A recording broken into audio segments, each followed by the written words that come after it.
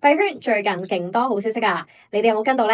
大家好，我係 Kobe，今日用1分鐘時間同你深噏幣圈大事。第一，全球第2大穩定幣 USDC 發行商 Circle 6月5號美國上市，首日股價一度較上市價高2.35倍，呢一單係加密貨幣同傳統金融融合嘅大突破，亦都代表住穩定幣趨向主流。第二，投行摩通準備接受加密貨幣作為貸款抵押品，證明傳統金融市場都開始認同加密貨幣嘅地位。第三，特朗普又出招，繼推出佢個人同埋老婆嘅 Memes 幣之後，旗下社交平台 DJT 計劃設立直接持有 Bitcoin 嘅 ETF，進一步表態撐加密貨幣。呢幾單消息短中長線都利好幣圈，坊間又點睇 Bitcoin 目標呢？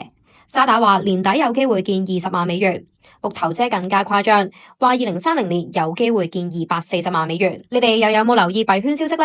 對加密貨幣信心有幾大？留言話我知，記住下載 ACAT 換領我觀察名單 Kobe 美股財智密碼，一齊瘋狂傾投資。